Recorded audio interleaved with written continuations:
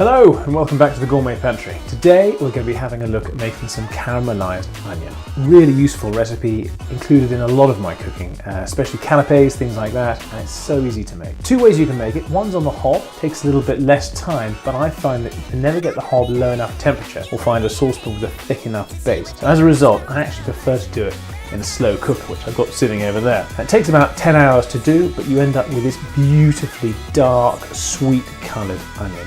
And it is just absolutely delicious. Try it, see what you think, and I think you'll go away happy. First things first, we're going to need some onions.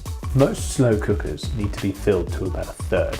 So although you can vary this recipe depending on how much you want to make, that's your minimum bar. Also bear in mind the volume of the ingredients is going to decrease massively during the cooking process. For this particular recipe, I'm going to put 6 onions in. That's 3 red and 3 white. It doesn't really matter which ones you use. Personally, I just like the added sweetness of the red ones and the added strength of the white. Easiest way to peel an onion, straight through the middle, tear off the outside. Dump the skins, we're certainly not going to be using those.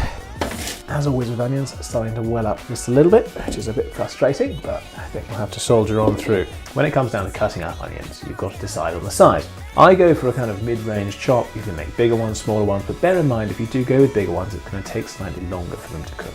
So 3 slices from the root to the end, not going through the root, and then on the top, straight down through. Take the root, chuck it away.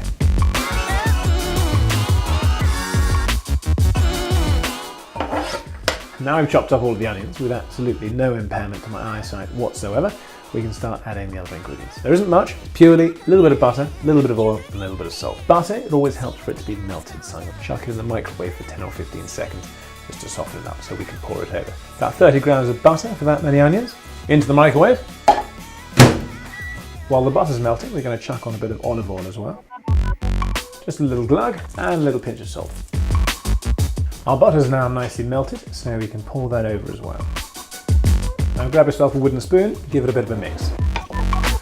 Now, regarding the slow cooker, I have the cheapest slow cooker that money can actually buy. Second hand from a charity shop, cost me, I don't know, 5 quid. What a lot of people get hung up on with slow cookers is being able to program it to start and stop at certain times. Forget it. Go down to your local hardware store and grab one of these. Costs about 3 or 4 quid. Combination of a cheap slow cooker and one of these timers means you can set the slow cooker to start and stop anywhere within a 24-hour period, which is easily enough for most people. So I can set this to be on for 10 hours, plug it in, plug the slow cooker in, pop in the bowl, turn it on to high, lid on, come back in 10 hours. Easy as that. In typical Blue Peter fashion, here's one I made earlier. While that ticks away, and I'm going to be using that in one of my dishes later on, I thought I'd show you what my last batch was like, which I'm about to finish. Imagine an onion soup that's just been left to bubble on the stove until it's become a gloopy, almost solid mess.